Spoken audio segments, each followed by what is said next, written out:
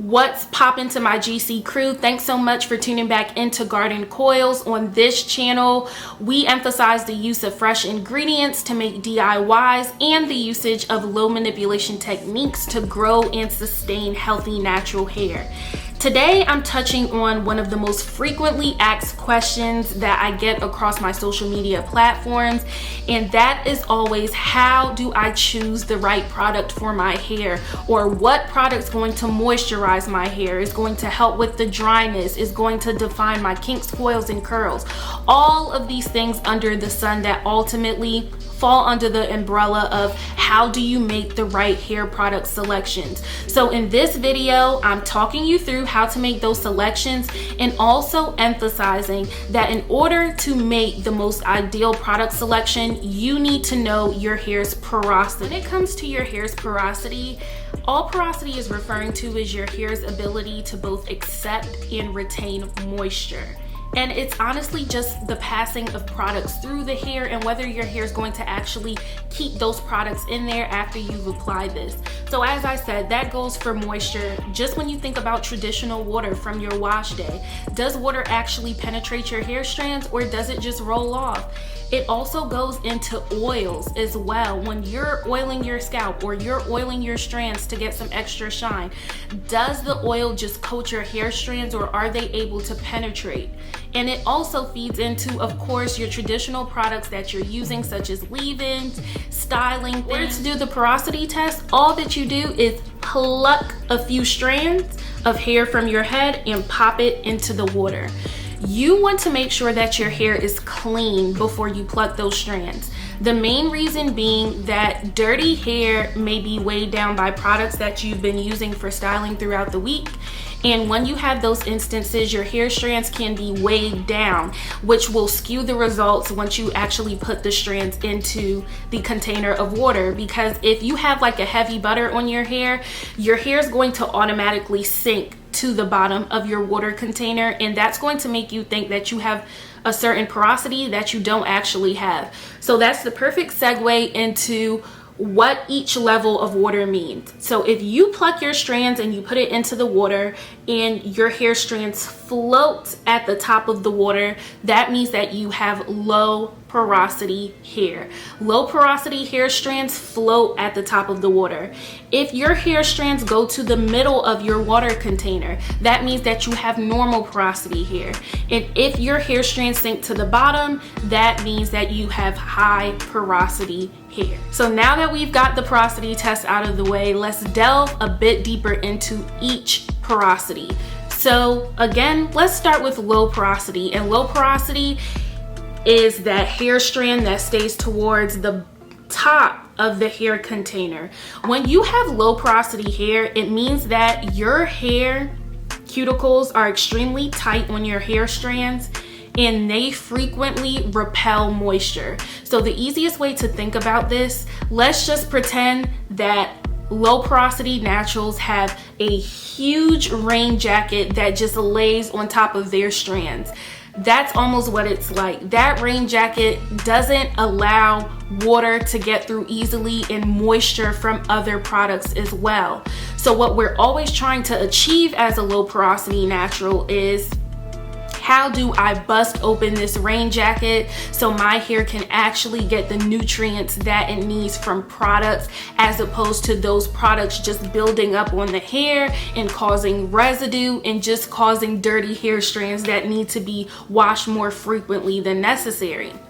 What you want to do is start using products that have the following things in them: aloe vera, honey, flaxseed, vegetable glycerin, and just lightweight products overall. These things are extremely lightweight, but they really help with softening up Low Porosity Naturals hair strands to make sure that the hair cuticles are opening and those hair strands can receive moisture and the added ingredients from the different products that you're using as well. When it comes to the things that you should stay away from as a low porosity natural, that includes heavy oils such as olive oil, using Jamaican black castor oil all of the time as well. You also want to stay away from coconut when possible. And when it comes to techniques for low porosity hair, you want to actually wash your hair using sulfate-free shampoo. You want to make sure that you always apply warm water to your hair in a spray bottle before you go into applying a leave-in conditioner or other products as well, because you need to make sure that you're opening those hair cuticles up, and you need to stay away from co-washing. Co-washing is the process of just using conditioner to wash your hair as opposed to using a shampoo. That doesn't work well for us because our hair is prone to buildup because our hair cuticles are tight. Just applying conditioner is not going to get the job done, and it's not going to moisturize your hair. And for a few bonus ingredients as well for a low porosity natural, you're going to love avocado. Avocados can be turned into hair masks that you can use on a weekly basis or whenever you wash your hair. And you can also love on jojoba oil, grapeseed oil, and sweet almond oil as well. One of the disclaimers that I will make here is if you are a person that just likes to buy your products straight off of the shelves at your local stores, please be very mindful of the ingredients that certain brands are putting together. So for example, I just said that avocado does really well for low porosity hair. If there was a brand that had an avocado coconut deep conditioner, you'd probably want to stay away from that, because remember, coconut doesn't do too well on our hair. So just be very mindful of that when you're making your product selections, because a lot of brands tend to mix ingredients that, you know, may cancel each other out for a low porosity natural. For my normal porosity naturals, you all are the most low maintenance of the bunch. And again, you know, if you're normal porosity, if your hair strands stay towards the middle of your water container when you do your porosity test. The reality is that normal porosity naturals, your hair does a great job of accepting moisture, and it does a pretty good job of retaining it as well. So when you're making your product selections, you're more so just testing things out, trial and error. Of course, you're going to want to get the best products that you possibly can, and there just really are some good products out there, such as DIYs. An avocado hair mask always works really well for making sure that a hair is properly conditioned, and especially if you have dry or damaged hair, avocado works extremely well. Doing maintenance green tea rinses to make sure that you don't start suffering from breakage or excessive amount of shedding that is out of the ordinary, that works well for normal porosity naturals. Also, just making sure that you're sticking to a hair routine of when you wash your hair, how many times you're moisturizing throughout the week to get your hair into a regimen works well also. But when it comes to choosing products, it is pretty much just trial and error. My high porosity naturals, and the high porosity is the last one on the list, and this is the people with the hair strands that sink towards the bottom of your water container. The thing with high porosity naturals is that yes, your hair accepts moisture really well, but the issue is that your hair cuticles tend to stay raised on top of your hair strands, allowing all that you just put into moisturizing your hair to just easily seep out. So that is the issue that high porosity naturals deal with. It's going through the lengths of moisturizing your hair, and then within a day or two, it feels like your hair has not been moisturized as well. So one of the major things that as a high porosity natural you should always be trying to do is figure out ways to seal in that moisture. In this case, butters and creams are a high porosity natural's best friend.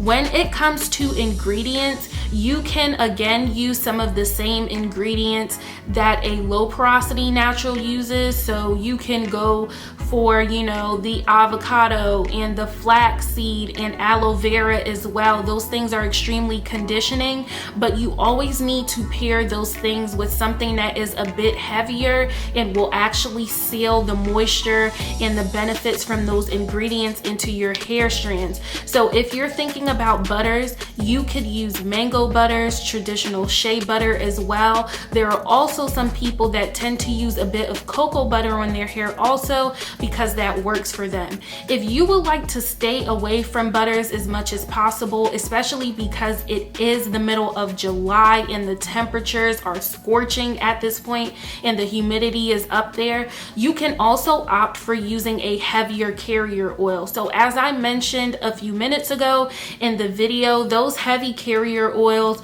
are like your olive oils, your traditional castor oil, or your Jamaican black castor oil. And also the way that avocado oil is made is also another heavy carrier oil that can be used to seal in the moisture as well. Another thing that you should be focused on as a high porosity natural is ultimately incorporating protein treatments on a consistent basis into your hair regimen. Again, your hair cuticles are always raised, meaning that for the most part, if you want to think, let's think about a string, and a string counts as your hair strand. If your hair cuticles are always raised, it almost looks like a strand that has holes going through it. That's what a high porosity hair strand looks like. Just a bunch of holes, just in and out. Think about it like cheese that has those holes in it.